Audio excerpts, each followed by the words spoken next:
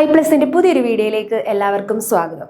July 29-ാം തീയതി നടക്കാനിരിക്കുന്ന overseer എക്സാംസിന്റെ syllabus analysis ആണ് നമ്മൾ ഇന്ന് ചെയ്യാൻ പോകുന്നത്. ജൂലൈ 29-ാം തീയതി കുറേ എക്സാംസ് ആണ് നമുക്ക് വരുന്നത്. നമുക്ക് നോക്കാം. യൂണിവേഴ്സിറ്റീസ് ഇൻ കേരളയിലേക്കുള്ള ഓവർസിയർ ഗ്രേഡ് 2, അതുപോലെ തന്നെ LSGD ഓവർസിയർ ഗ്രേഡ് 3, അതുപോലെ PWD സ്പെഷ്യൽ റിക്രൂട്ട്മെന്റിലേക്കുള്ള ഓവർസിയർ ഗ്രേഡ് 3 എക്സാംസിന്റെ സിലബസ് ആണ് നമ്മൾ ഇന്ന് അനലൈസ് ചെയ്യാൻ പോകുന്നത്. സിലബസ് അനാലിസിന് മുന്നേ തന്നെ ഈ എക്സാംസിന് വേണ്ടിയിട്ടുള്ള കൺഫർമേഷന്റെ ലാസ്റ്റ് ഡേറ്റ് ഈ മാസം 11-ാം തീയതിയാണ്. അപ്പോൾ ആ ഡേറ്റിന് മുന്നേ തന്നെ എല്ലാവരും കൺഫർമേഷൻ കൊടുക്കണം. അപ്പം നമുക്ക് സിലബസിലേക്ക് കടക്കാം. ഓൾറെഡി നമുക്ക് ഫെമിലിയർ ആയ ഒരു സിലബസ് ആണിത്. കാരണം ഗ്രേഡ് 1 എക്സാംസിന് വേണ്ടിയിട്ട് നമ്മൾ നോക്കിക്കൊണ്ടിരുന്ന ഒരു സിലബസ് ആണ്, കറക്റ്റഡ് സിലബസ് വരുന്നതിന് മുന്നേ തന്നെ. സോ നമുക്ക് നല്ല ഫെമിലിയർ ആയിട്ടുള്ളൊരു സിലബസ് ആണിത്. കാറ്റഗറി നമ്പേഴ്സും കൂടെ നോക്കാം. ഈ എക്സാംസിന് വേണ്ടിയിട്ടുള്ള 882/2025, 567/2025, 222/2025 ആണ് ഈ എക്സാംസിന്റെ കാറ്റഗറി നമ്പർ. അപ്പോൾ നമുക്ക് സിലബസ് നോക്കാം. നമ്മൾ ഈ സിലബസ് അനലൈസ് ചെയ്യുന്നത് തന്നെ നമുക്ക് എത്ര വെയിറ്റേജ് കൊടുത്ത് ഓരോ ടോപ്പിക്കും അല്ലെങ്കിൽ ഓരോ സബ്ജക്ട്സും പഠിക്കണം എന്നതിന് വേണ്ടിയിട്ടാണ് നമ്മൾ സിലബസ് അനലൈസ് ചെയ്യുന്നത്.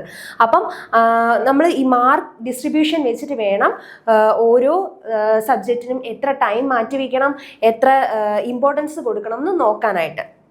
First building materials and building construction ചേർത്തിട്ട് നമുക്ക് 30 മാർക്കിനാണ് സിലബസിൽ പറഞ്ഞേക്കുന്നത്. ബിൽഡിംഗ് മെറ്റീരിയൽസ് 15 മാർക്ക്, അതുപോലെ ബിൽഡിംഗ് കൺസ്ട്രക്ഷൻ ആണ് കൺസ്ട്രക്ഷൻ ടെക്നോളജി ആയിട്ട് കൊടുത്തേക്കുന്നത് 15 mark.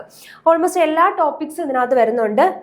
Brick, stone, lime, cement, അതുപോലെ മോർട്ടാർ, കോൺക്രീറ്റ്, ടിമ്പറിന്റെ തന്നെ ക്ലാസിഫിക്കേഷൻസ്, ഡിഫെക്ട്സ്, യൂസസ്, അതുപോലെ അഡ്മിക്സ്ചേഴ്സ്, പ്ലാസ്റ്റിക്സ്, ഇത് ഇങ്ങനെയുള്ള എല്ലാ ടോപ്പിക്സും ബിൽഡിംഗ് മെറ്റീരിയൽസിൽ വരുന്നുണ്ട്. പിന്നെ കൺസ്ട്രക്ഷൻ ടെക്നോളജിയിലേക്ക് വരുവാണെങ്കിൽ അവിടെയും നമ്മുടെ masonry, brick masonry, stone masonry, composite masonry തുടങ്ങി എല്ലാ ടോപ്പിക്സും ഉണ്ട്. ഫാസ്റ്റായിട്ട് ഉള്ളൊരു സിലബസ് ആണ് ഈ കൺസ്ട്രക്ഷൻ ടെക്നോളജിയും അതുപോലെ ബിൽഡിംഗ് മെറ്റീരിയൽസും കൊടുത്തേക്കുന്നത്.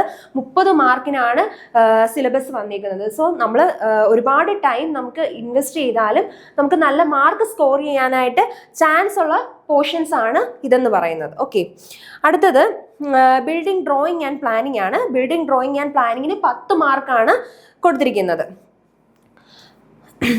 അതിനകത്ത് അതുപോലെ CADന്റെ ടോപ്പിക്സും കൂടെ ഇതിനകത്ത് വരുന്നുണ്ട്.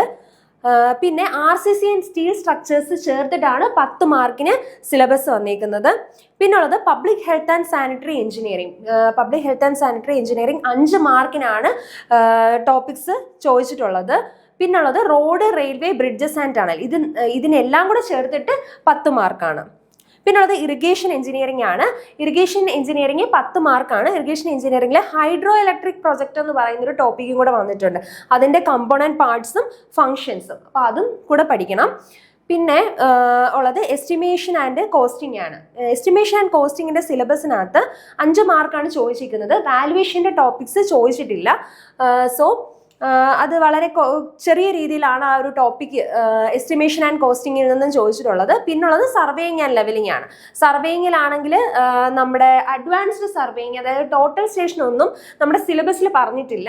സോ നമുക്ക് ടൈം ഉണ്ടെങ്കിൽ ടോട്ടൽ സ്റ്റേഷനും GPS-ഉം റിമോട്ട് സെൻസിങ് ഇങ്ങനെയുള്ള ബേസിക് കാര്യങ്ങൾ, അതിൻ്റെയൊക്കെ ബേസിക് ആയിട്ടുള്ള കാര്യങ്ങളും കൂടെ നോട്ട് ചെയ്ത് വെക്കണം. 10 മാർക്കിനാണ് നമുക്ക് സർവേയിങ് ആൻഡ് ലെവലിംഗും ചോദിച്ചിട്ടുള്ളത്. പിന്നെ എഞ്ചിനീയറിംഗ് മെക്കാനിക്സും സ്ട്രെങ്ത് ഓഫ് മെറ്റീരിയൽസും കൂടെ ചേർത്തിട്ടാണ് നമുക്ക് 10 മാർക്കിന് സിലബസ് വന്നിട്ടുള്ളത്. അപ്പം ഇത്രയൊക്കെയാണ് നമ്മുടെ സിലബസിലുള്ളത്. അപ്പം നമ്മൾ ആദ്യം തന്നെ നമ്മൾ 15 മാർക്കുള്ള ബിൽഡിംഗ് കൺസ്ട്രക്ഷൻ ആൻഡ് ടെക്നോളജി നമ്മൾ കൂടുതൽ ഇമ്പോർട്ടൻസ് കൊടുത്ത് പഠിക്കുക. അതിനുശേഷം 10 മാർക്കുള്ള ടോപ്പിക്കുകളെല്ലാം കവർ ചെയ്യുക. പിന്നീട് 5 മാർക്കിന് ചോദിച്ചിരിക്കുന്നത് നമ്മുടെ എസ്റ്റിമേഷൻ ആൻഡ് കോസ്റ്റിങ്ങും പിന്നെ പബ്ലിക് സാനിറ്റേഷൻ്റെ പോർഷനാണ് 5 മാർക്കിന് ചോദിച്ചിരിക്കുന്നത്. സോ ഇനി കുറച്ച് സമയം മാത്രമേ നമുക്ക് മുന്നിലുള്ളൂ. അപ്പം നമ്മൾ ടൈം മാനേജ് ചെയ്ത് മാക്സിമം ക്വസ്റ്റ്യൻസ് വർക്കൗട്ട് ചെയ്ത് നല്ല രീതിയിൽ പഠിക്കുക. Okay, thank you.